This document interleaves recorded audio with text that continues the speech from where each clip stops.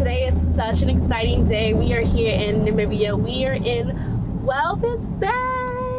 Oh my God. So I've heard lots of stories about Walvis Bay. It's been like one of the spots that you must go to. So Hope and I had to come and check it out.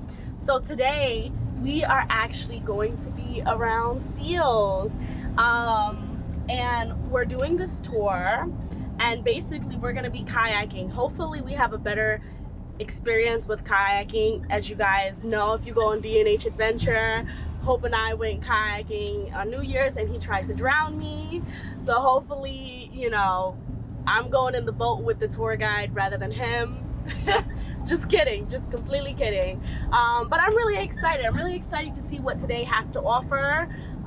If you guys are here in Namibia or you want to come check it out, definitely this was the #1 thing of recommended to do. So come on, let's go check it out.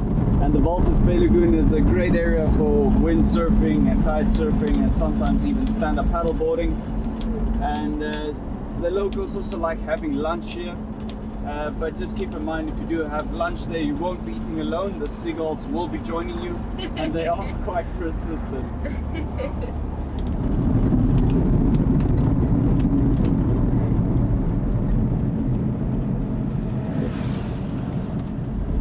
Sorry guys. Alright, we'll be quick. Alright, around here for you guys.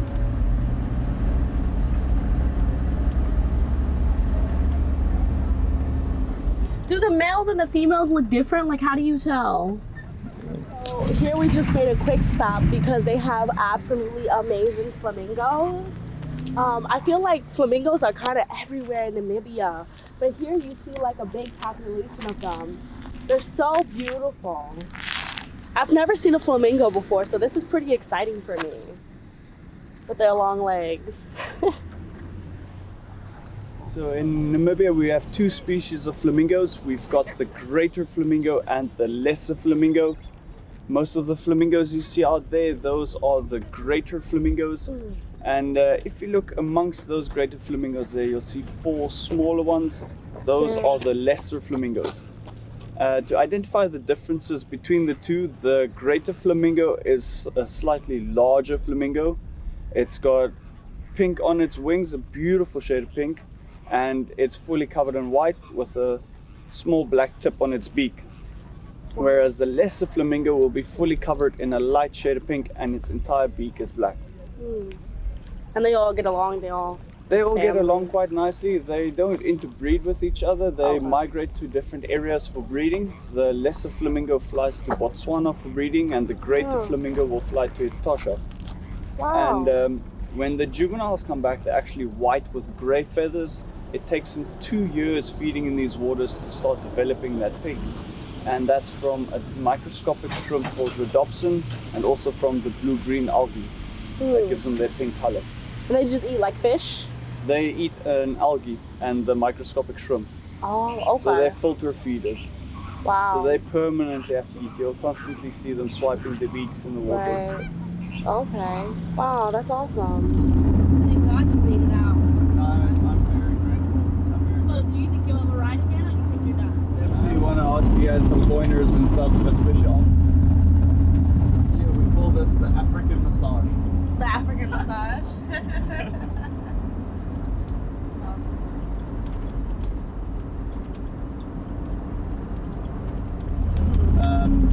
After they give birth to the pups, the males will come for mating, and they will immediately fall pregnant again, and they can keep the embryo dormant, so they can choose when to give birth.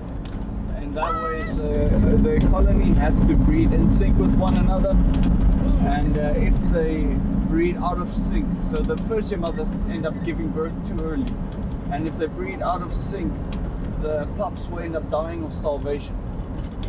Because the mother will, after giving birth, go out to sea and she will catch fish. She will leave for about 4 or 5 days, and during that period, if there aren't any other mothers there to feed them, the pups will end up dying of starvation. That's basically natural selection. That is one of the reasons why we have about a 30% mortality rate amongst the seals.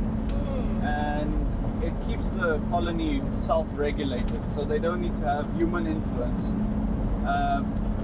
Basically, like in Cape Cross, they have to do a culling to keep the seal numbers down because the seals overpopulate, and we don't have any water-based predators that feed on the seals. We do not have any great white sharks in our waters. I'm living proof we don't have any great whites because I've broken my nose while surfing and I was surrounded by blood for an hour long and nothing attacked me. Oh my god. But they're in Cape Town. They're more in Cape Town, yes. Yeah. I wouldn't try that in Cape Town. I was actually very nervous surfing in Cape Town, but my friend said you don't have to worry about outswimming the shark, you must just worry about outswimming the guy next to you. Yeah, that's definitely great whites in Cape Town. And every time we go on the tour, I know about all of these animals, the lion, the leopard, like all this. So I'm usually the one pretty much giving the tour because I know about all the animals, so it's cool that I'm learning about a completely new animal because I don't know anything about seals. The only thing I know about seals is from Finding Nemo, Finding Dory, when the seal was on the rock. So, but that's it. I know they're pretty cool. Didn't know that.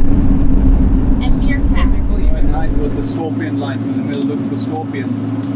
Scorpion light is basically just a black light, and the shell glows luminescent under the black light. So then you can find scorpions that way. It's quite cool to see it like that. Red cats are all the best. They breed out. Farmers and lambs and the white lambs, but only they're the lambs.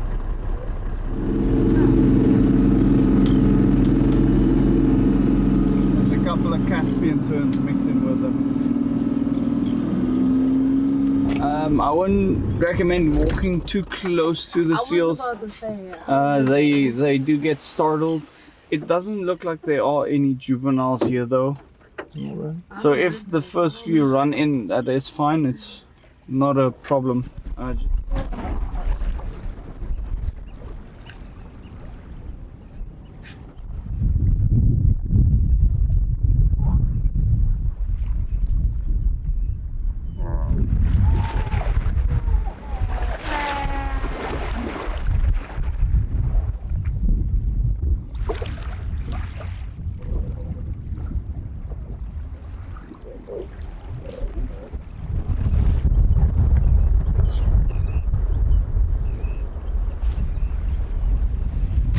So we spot our first seals, guys. Oh my god, they're so cute. And there's even babies. There are babies even with them. I've learned so much about seals today. It's pretty amazing. So they stay primarily outside of the water, but they go inside the water for protection. So as you can see, because we're here, they're some of them have gone in the water, because they feel safer. They like to feel protected and stuff, but they don't normally live too much in the water. They kind of go in and out, kind of like hippos. If you guys know hippos, at night they like to come outside of the water, but inside of the water they feel protected and stuff. But yeah, look at the babies. And they stay as a family. The male and females stay as a colony. No one usually gets left behind a colony. The only time that they usually get left behind a colony is maybe one of them are sick or just really old age and can't keep up with the colony anymore. But overall, they stay as a family. It's so beautiful. It's so beautiful. Seals. She got her milkies.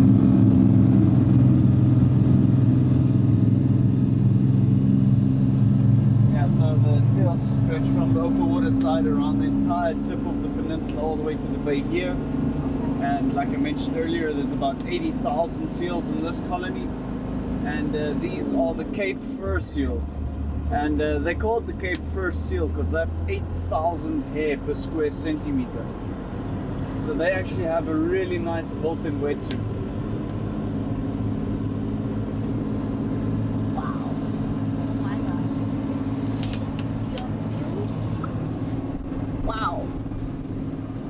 unfortunately here I won't be able to stop. I'll just do it right by. Yeah, no worries. Built here was built in 1932, and when they built this lighthouse, it was actually on the tip of the peninsula. And over the years, the peninsula kept on growing, and it left the lighthouse behind. So now, present day, the lighthouse is standing in the middle of nowhere, and they turned it into Pelican Point Lodge. You can stay there for around about 500 euros per person. The prices might vary from now. All right, guys, so we are about to start kayaking. Our guide has took out the kayaks for us. I'm really super excited to see the seals up close. This is going to be such an amazing experience.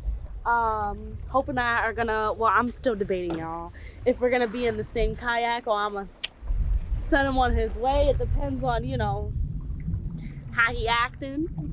But yes, guys, we are here and we're about to get in here.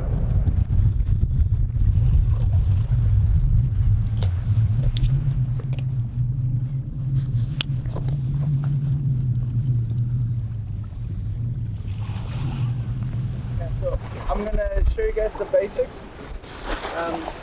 This is the formality. If you do know the rowing, just wing it. Hold the paddle. You hold the paddle slightly between the shoulders, right hand side at a 90-degree angle. You grip with your right hand. You keep your left hand loose so it can swivel. You'll stick it in by your knees. You pull it to your hips. Try not to lift this side up too high, otherwise you'll splash yourself wet. When you bring this side up, you curve this one into a 90-degree angle, and you repeat the process.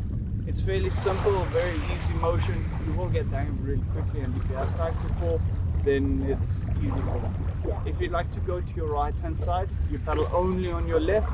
If you'd like to go to your left-hand side, you paddle only on your right. We are gonna head out there. It looks like the dolphins have come a bit closer, so we're gonna work our way there. See if the dolphins would like to come closer to us and interact with us. If They're not, social beings. then we will come back to the seals. Yeah, they're definitely social beings. The last time we went there, I was rowing, and then the one would swim right under me, turn to its side, and they'll look at me. Yeah, they're like, I think like the third smartest animal in the world. Oh,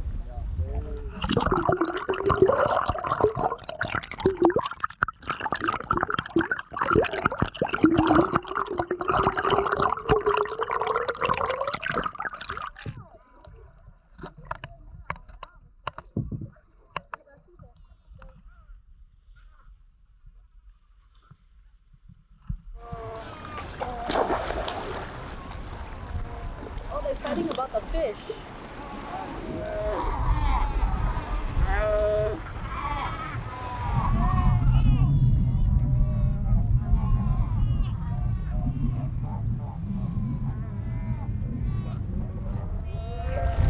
like that one.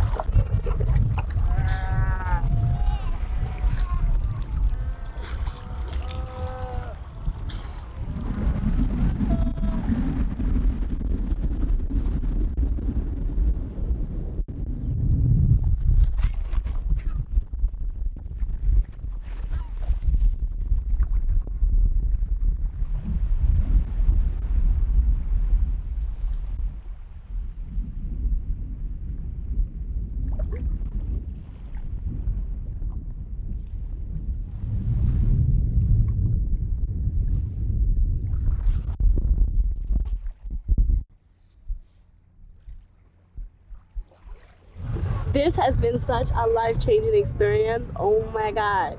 To see these dolphins so close up, and they're just like swimming under the boat. They're such curious beings. It's so beautiful. Oh my God. Mother Nature is amazing. And it's so crazy how you get everything right here in the motherland. For real, for real. Everything is right here. Oh, I'm so happy, guys. I really am.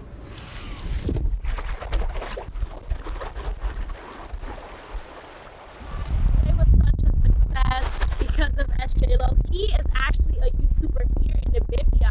Why don't you tell the people about your channel, who you are, so that way they can come and follow you? Hi guys, my name is SJLo, and I run the page Official SLP. Now, part of our kayaking tours, we also do seal rescues, and it's a big part for us to give back to nature. A lot of the baby seals, they're very playful and curious when they're young, and they end up playing with fishing line and they end up getting entangled in the fishing line. And it's our duty, our job to run in, catch the baby seals, cut the rope and line off of them, and then set them free again. So we do record and document it, and we also keep the rope and line as evidence for the Namibian Dolphin Project, and then they use that to take evidence. That's absolutely amazing. I think that's so important because it is part of conservation and to save these beautiful animals that you guys were able to see today. So I'm gonna put all of his information in the link below so that way you guys can subscribe to his channel and definitely support this brother out because we want to be a part of, you know, in any way as possible. So thank you so much for what a success. Today was amazing. We really had a great time. Thank you very much. I appreciate it. Glad you guys showed up. All right, guys, today was an absolute amazing day. Now I have some hot cocoa I'm about to eat, and then we're about to head back to town. Thank you guys so much for watching. If you like this video, make sure you like, comment, subscribe, and I'll see you guys in the next video.